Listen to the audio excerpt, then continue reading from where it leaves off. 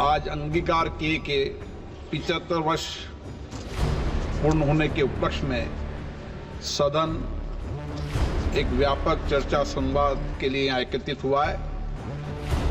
ये हमारी गौरवशाली यात्रा बहुत महत्वपूर्ण आम पड़ाव पे है। मैं सभी माननीय सदस्यों से आग्रह करूंगा कि इस चर्चा में हम सकारात्मक और एक प्रेरणादायक चर्चा हो, ऐसा मेरा आग्रह है। लोकसभा अध्यक्ष ओम बिरला के इस बयान के साथ ही लोकसभा में शुक्रवार को संविधान पर चर्चा की शुरुआत हो गई है। सबसे पहले इस चर्चा की शुरुआत सत्ता पक्ष की तरफ से रक्षा मंत्री राजनाथ सिंह ने की, लेकिन शुक्रवार का दिन एक और वजह से संसद में चर्चा का विषय बना रहा। दरअसल शुक्रवार को संसद पर हुए आतंकी हमले के 23 साल पूरे हुए हैं, तो रक्षा मंत्री ने चर्चा की शुरुआत शहीदों को श्रद्धांजलि के साथ की। संसद पर हुए हमले की हम सभी जानते हैं बरसी है, तो मैं इस लोकतंत्र के मंदिर की रक्षा करने वाले अपने सारे शहीद सुरक्षा कर्मियों के प्रति अपनी हार्दिक श्रद्धांजलि अर्पित करता हूं, जिन्होंने की संसद की सुरक्षा में अपने प्राणों की आहुति दी। इसके बाद रक्षा मंत्री राजनाथ सिंह ने संविधान पर चर्चा की शुरुआत की। अध्यक्ष महोदय, 75 वर्ष पहले संविधान सभा ने न्यूली इंडिपेंडेंट इंडिया के लिए संविधान निर्माण का महान कार्य संपन्न किया था। लगभग 3 वर्षों के रिगरस डिबेट एंड डेलिब्रेशन के परिणाम स्वरूप हमें हमारा संविधान मिला है। 26 नवंबर 1949 के दिन संविधान को अपनाया था, अधिनियमित किया था और उसे राष्ट्र को समर्पित किया था। यह वह दिन था जब भारत के लोग प्रजा से नागरिक बने थे अध्यक्ष महोदय, और ऐसे नागरिक जिनके अपने मौलिक अधिकार थे और उनके पास एक भारतीय नागरिक होने का गौरव भी था। सबसे पहले रक्षा मंत्री ने संविधान की विशेषताएं गिनाई, फिर शुरुआत से अभी तक संविधान के साथ पिछली सरकारों में किए गए कामों का अतीत भी बताया। कांग्रेस चाहे जितनी भी कोशिश कर ले, लेकिन हम कभी भी संविधान के मूल चरित्र को बदलने नहीं देंगे।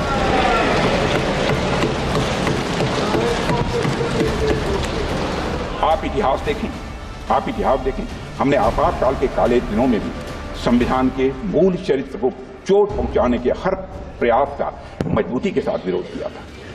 लाखों की संख्या में संविधान के सिपाहियों ने जेल की यातना झेली है। मैं स्वयं इन यातनाओं का मुक्त होगी। 18 महीने मैं भी जेल रहा हूं। 2 महीने तक हमने तन्हाई काटी है, तालुकी सेल काटी है अध्यक्ष महोदय। जेल में रहते हुए मेरी मां की मृत्यु हो जाने पर मुखाग्नि देने के लिए हमको पैरोल तक नहीं दिया गया था।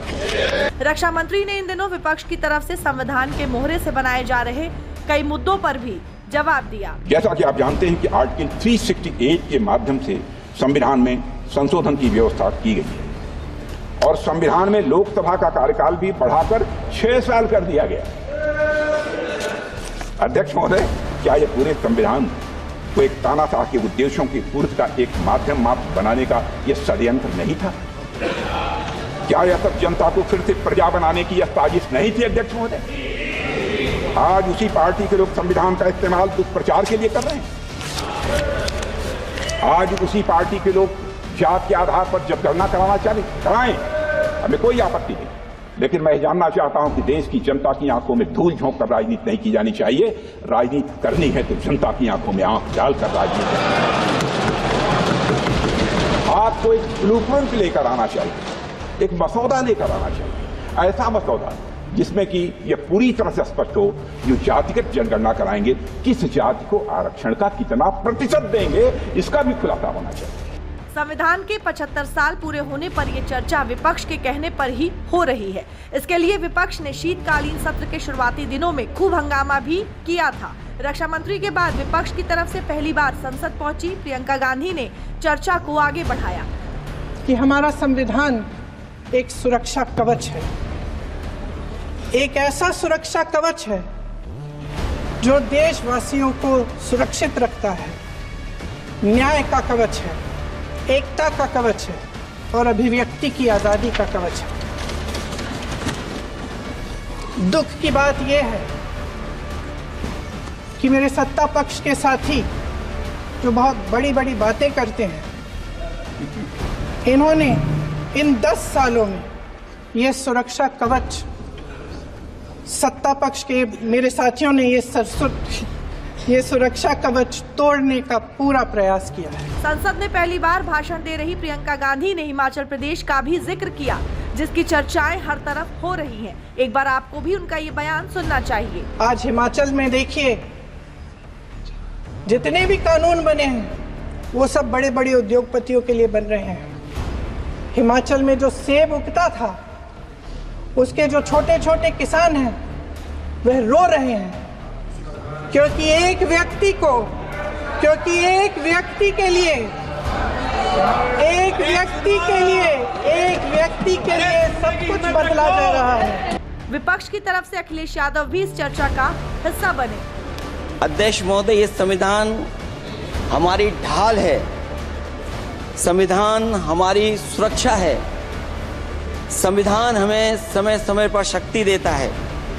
संविधान ही देश की 90% शोषित, उपेक्षित, पीड़ित, वंचित जनता के अधिकारों का सच्चा संरक्षक है। ये संविधान ही हमारा बड़ा मददगार है। एक तरफ जब सदन के अंदर संविधान पर चर्चा का पहला दिन खत्म हुआ, तो सदन के बाद अंदर दिए हुए भाषणों का अवलोकन भी नेताओं ने शुरू कर दिया। राहुल गांधी ने प्रियंका गांधी के भाषण को अच्छा बताया, तो बीजेपी ने इससे कांग्रेस को ही सीख लेने की सलाह दी है। Better than my maiden speech, let's put it like that. Priyanka Gandhi Vadhera जी का स्पीच बहुत ध्यान से सुना हम लोगों ने। सब सांसद बैठे थे, उनको रिस्पेक्ट दिया। इससे कांग्रेस को सीखना चाहिए कि जब हमारे नेता बैठे तो आपको सुनना चाहिए उनको।